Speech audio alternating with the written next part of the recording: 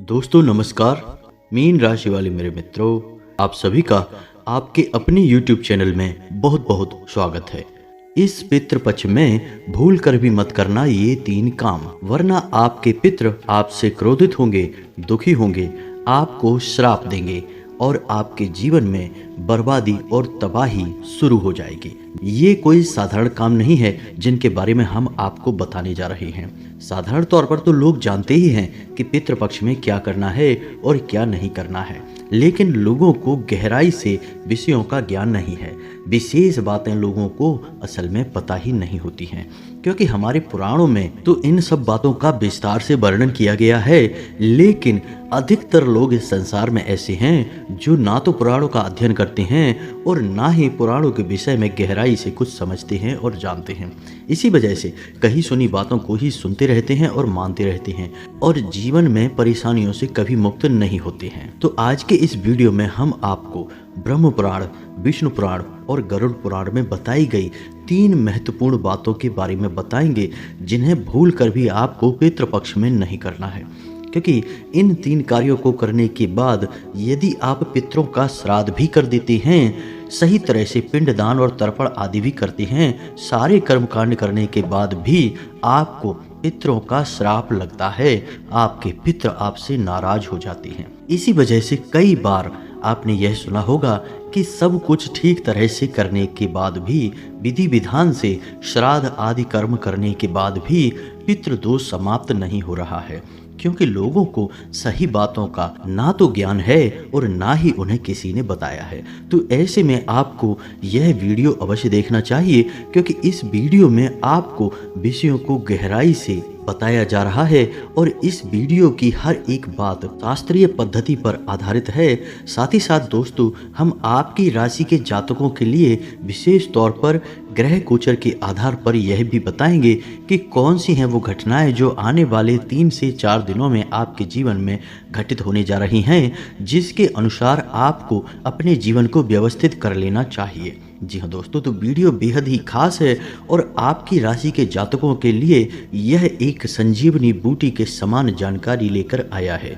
तो आपका यह दायित्व बनता है कि इस वीडियो को आप पूरा देखें, शुरू से लेकर अंत तक वीडियो की हर एक बात को समझने का प्रयास करें और अपने जीवन में इन बातों को शामिल करें।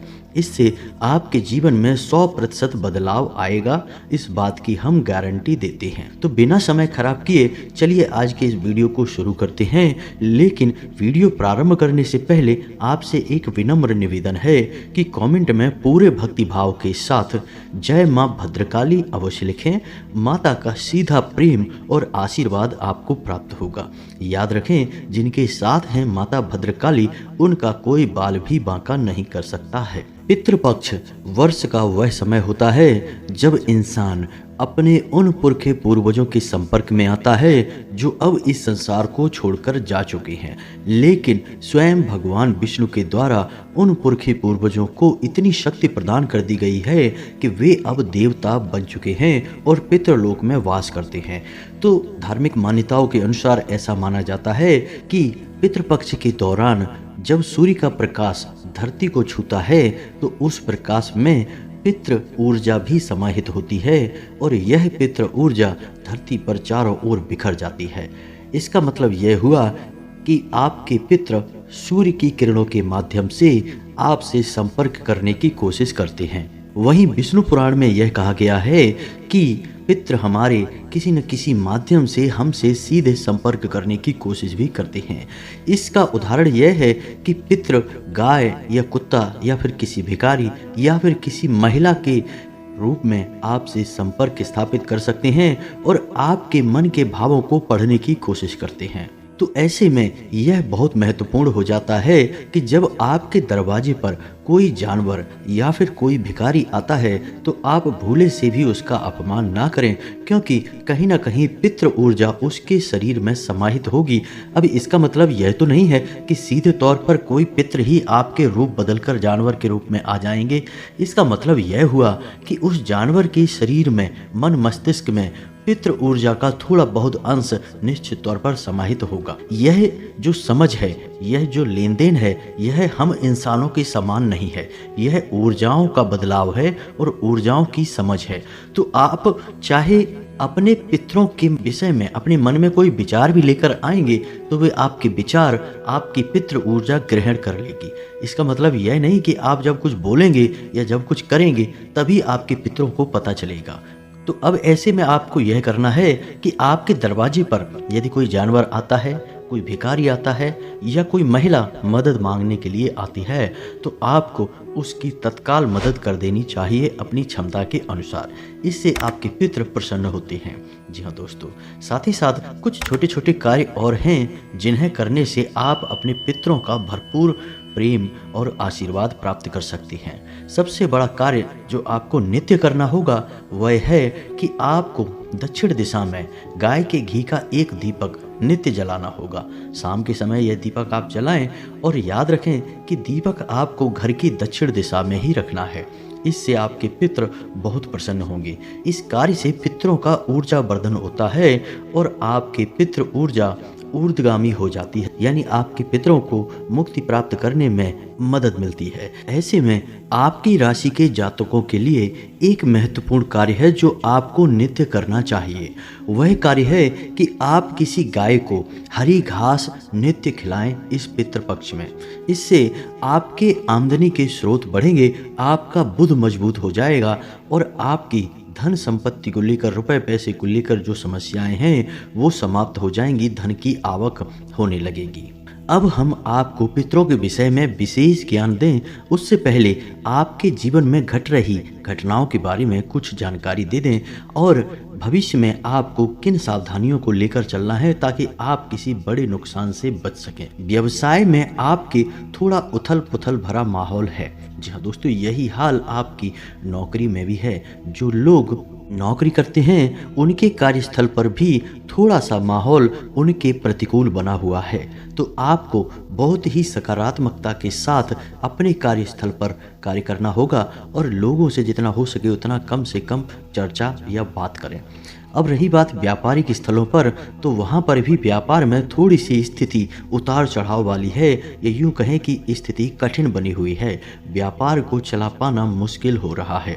ऐसे में आपको व्यापार से जुड़ा कोई भी बड़ा निर्णय अचानक से नहीं लेना है। ऐसे बड़े निर्णयों से आपको बचना है। असल में आपके अंदर इस समय आत्मविश्वास की कुछ कमी है और इसी आत्मविश्वास की कमी के चलते इस बात के बड़े अवसर बन रहे हैं कि आप जो भी निर्णय लेंगे वह गलत ही साबित होगा। बेहतर यह होगा कि आप किसी अनुभवी व्यक्ति की सलाह लें या घर के बड़े बुजुर्गों के साथ बैठकर मशवरा करें, सलाह करें, फिर जो उचित निर्णय लगे उसे ही आप आगे बढ़ाएं। लेकिन फिलहाल इस पितृपक्ष में आपको अपने व्यापार से जुड़ा कोई भी बड़ा निर्णय लेना नहीं है, नहीं तो आपका नुकसान हो सकता है। आपकी राशि में शुक्र आपको थोड़ी सी परेशानी उत्पन्न कर रहा है, जिसकी वजह से आपके दाम्पत्य जीवन में भी थोड़ी सी खींचतान का माहौल रहेगा, तनाव की स्थिति रहेगी। बेहतर यह होगा कि आपको अपनी वाणी पर संयम रखना होगा। आप जब जब अपनी वाणी से संयम खोएंगे, आपके जीवन साथी के साथ स्थिति विषम होती चली जाएगी, तनावपूर्ण स्थिति बनती चली जाएगी। आपका संयम ही आपके दाम्पत्य जीवन की चाबी है, तो आपको जितना हो सके उतना संयमित रहने की जरूरत है। असल में आप एक भावुक इंसान हैं और आप चाहते हैं कि लोग आपके दिल को समझें, आपके मन को समझें, लेकिन होता एकदम उल्टा है। लोग आपको समझने के बजाय आप पर ही लांछन लगाने लगते हैं, दोषारोपण आपके ऊपर करने लगते हैं। तो जब यह स्थिति सहन शक्ति से बाहर हो जाती है तो आपका क्रोध बढ़ जाता है और जब जब आपका क्रोध बढ़ता है तो यह और स्थिति को बिगाड़ देता है। आप जैसा चाहते हैं वैसा आपके रिश्तों में कभी आपको वापस नहीं मिलेगा। कहने का मतलब यह है कि आप जितना दिल से अपने रिश्तों को निभाते हैं, आपके रिश्ते आपको उतने दिल से कभी नहीं निभाएंगे, आपको हमेशा निराशा ही हाथ लगेगी। जी हाँ दोस्तों, इसे आप अपना दुर्भाग्य मान सकते हैं, लेकिन इसका मतलब यह नहीं कि आप अपने रिश्ते नातों पर ही शक करने लगें या उनसे दूरियां बनाने लगें। इसके लिए हम आपको एक सलाह देना चाहेंगे कि आप अपनी प्रेमपूर्ण सकारात्मक ऊर्जा को ईश्वर की ओर मोड़ दें और ईश्वर से प्रेम करने लगें। यह आपके लिए बहुत आवश्यक है, क्योंकि यह आपके आध्यात्मिक विकास को आगे बढ़ाएगा। और जैसे जैसे आप आध्यात्मिक होंगे, ईश्वर की भक्ति में लीन होंगे, आपके जीवन में सफलताएं बढ़ती चली जाएंगी और आपके रिश्ते नाते अपने आप आपके नज़दीक आने लगेंगे। आपको ज़्यादा जोर लगाने की, ज़्यादा मेहनत करने की आवश्यकता नहीं रहेगी। इसी से जुड़ी हुई आपकी एक भविष्यवाणी और भी है कि आपकी किसी न किसी बात से या किसी न किसी कार्यवाही से, किसी कार्य से आपके परिवार के लोग आपसे असंतुष्ट हो सकते हैं, लेकिन आपको क्या करना है? ऐसे में आपको अपने परिवार के लोगों को संतुष्ट करने की, उन्हें समझाने की कोई आवश्यकता नहीं है। समय ही समाधान है। आप संयम से काम लें, धीरे धीरे उनकी सोच अपने आप बदल जाएगी। आप ईमानदारी से, मेहनत से अपने कार्य में लगे रहें। जैसे ही आपका समय बदलेगा, धीरे धीरे सारा माहौल आपके अनुसार होता चला जाएगा। ईश्वर की भक्ति और सकारात्मक ऊर्जा आपके आगे बढ़ने की सीढ़ी है। इसे आपको कभी नहीं छोड़ना है। नकारात्मक लोगों से और नकारात्मक माहौल से आपको हमेशा दूरी बनानी है। जी हाँ दोस्तों, आपने महसूस किया होगा कि जब भी आप नकारात्मक लोगों के साथ बैठ जाते हैं, यानी ऐसे लोगों के साथ जो हमेशा शिकायतें करते रहते हैं, एक दूसरे की बुराइयां करते रहते हैं, गलत तरह की बातें करते हैं, तो जब भी आप ऐसे माहौल में थोड़ी देर के लिए बैठ जाते हैं, तो जब आप वहाँ से उठकर बाहर आते हैं तो आप थका हुआ सा महसूस करते हैं। कभी कभी तो आपका सिर भी बोझिल हो जाता है, सिर दर्द भी होने लगता है। ऐसा इसलिए होता है क्योंकि आपकी राशि के जातकों की विशेष खूबी यह है कि आपका मन मस्तिष्क तभी ऊर्जावान होता है जब आप सकारात्मक ऊर्जा से घिरे हों। नकारात्मक ऊर्जा आपके मनोबल के लिए जहर के समान है, आपकी ऊर्जा को यह सोख लेता है। तो ऐसे में आपको अपने माहौल को चुनना है, ईश्वर की भक्ति को चुनना है। असल में अभी जो समय चल रहा है, ग्रहों की जो चाल है, उसके अनुसार होगा यह है कि आप लोगों के साथ चर्चा में शामिल होंगे, लेकिन जैसे ही आप अपना पक्ष रखना शुरू करेंगे, स्थिति विवाद में बदलने लगेगी और धीरे धीरे यह स्थिति झगड़े का रूप लेने लगेगी। तो बेहतर यह होगा कि आपको लोगों से अधिक चर्चा करने से बचना है और जितना हो सके उतना एकांत प्रिय रहें और अपने कार्य पर फोकस करते रहें। जी हाँ दोस्तों, आपको इस समय किसी भी प्रकार की यात्रा करने से भी बचना है। यात्रा आपके लिए नुकसानदायक होने वाली है। अगर आप अपने संबंधों में मर्यादा बनाकर रखेंगे, ज़्यादा आगे नहीं बढ़ेंगे, ज़्यादा नहीं बोलेंगे, शांत रहेंगे, तो लोग आपसे प्रभावित रहेंगे और आपसे प्रेरित भी होंगे। जी हाँ दोस्तों, तो ये तो थी कुछ सावधानियाँ जो आपको आने वाले 3 से 4 दिनों तक रखनी है। और एक और महत्वपूर्ण बात जो हम आपको बताना भूल गए कि आपके शरीर के कमर से निचले हिस्से में, यानी कमर और कमर से निचले हिस्से में कुछ तकलीफ हो सकती है। किसी दुर्घटना या फिर किसी छोटी मोटी घटना की वजह से आपको तकलीफ हो सकती है, चोट लग सकती है, हानि प्राप्त हो सकती है। तो थोड़ा सा आपको संभल के रहने की आवश्यकता है। साथ ही साथ दोस्तों, हम आपको एक सलाह देना चाहेंगे कि आप जितना हो सके उतना योग और प्राणायाम को अपने जीवन में शामिल करें, आध्यात्मिकता को अपने जीवन में शामिल करें। आप जितने आध्यात्मिक होंगे, आप जितने सकारात्मक होंगे, आपका जीवन उतना ही सुंदर होता चला जाएगा और आपको मनचाही सफलताएं प्राप्त होती चली जाएंगी। आपकी राशि के जातकों को कुछ ऐसे कार्य हैं जो भूलकर भी नहीं करने चाहिए। पहला, मांसाहार, यानी मांसाहार आपके लिए जानलेवा है, आपको बर्बाद कर देगा, जीवन में कभी भी आपको आगे नहीं बढ़ने देगा। शराब का सेवन आपको भूल कर भी नहीं करना है और नकारात्मक लोगों के साथ आपको भूल कर भी संगत नहीं करनी है। इन 3 कार्यों को आपको कभी भी नहीं अपनाना है।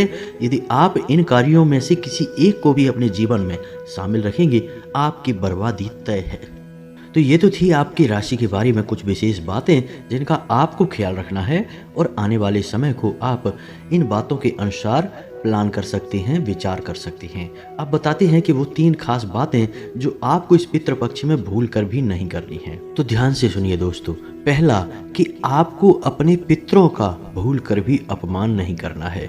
अब पितरों में वे पितर जो इस संसार को छोड़कर जा चुके हैं वे तो शामिल हैं ही, उनके लिए तो आप कुछ कहेंगे नहीं, लेकिन आपके घर के बड़े बुजुर्ग, जी हाँ दोस्तों, आपको उनका विशेष ख्याल रखना है। भूले से भी उनके लिए कोई भी गलत बात आपके मुख से ना निकले, क्योंकि आपके घर के बड़े बुजुर्गों को भी आपके पितरों का ही रूप माना जाएगा और उनका अपमान आपके पितरों का अपमान माना जाएगा। दूसरा कि जो चीजें जमीन के नीचे से निकलती हैं खाने पीने की, उन चीजों को आपको नहीं खाना है, जैसे कि चुकंदर, सलजम, गाजर, मूली या फिर अरवी आदि की सब्जी।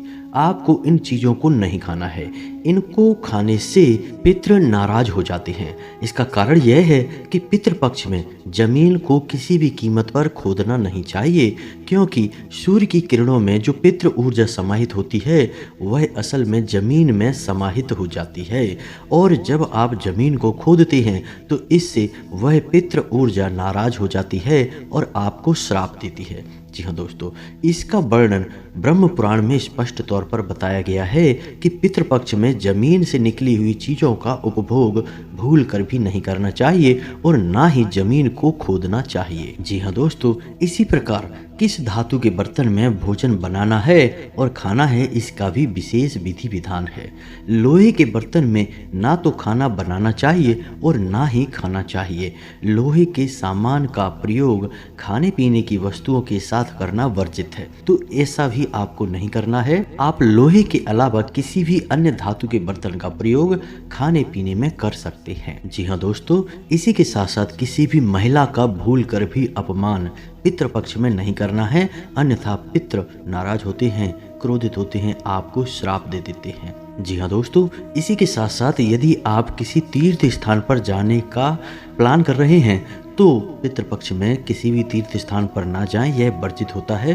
पितृपक्ष के पश्चात ही आप किसी तीर्थ स्थान पर जाने की योजना बनाएं।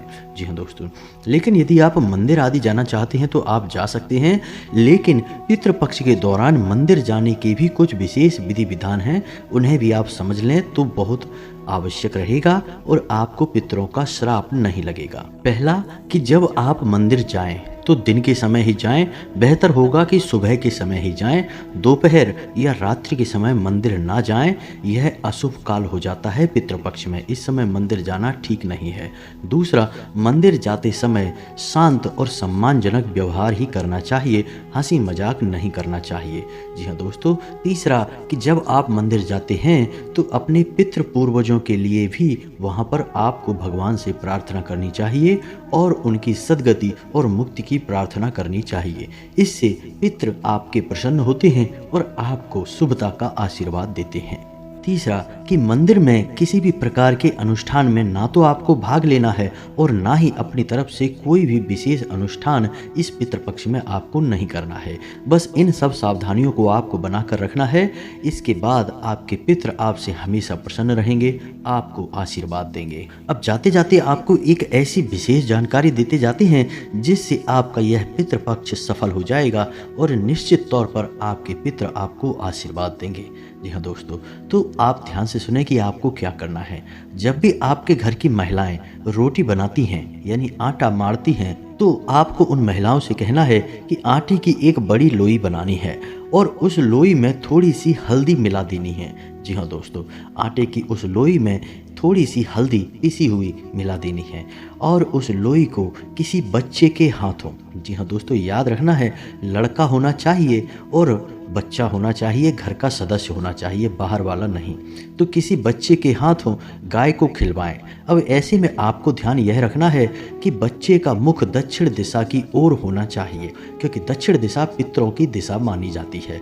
तो जब आप ऐसा करते हैं तो यह भोजन पितरों को प्राप्त हो जाता है और आपके पितर आपसे तृप्त हो जाते हैं, ऊर्जावान हो जाते हैं।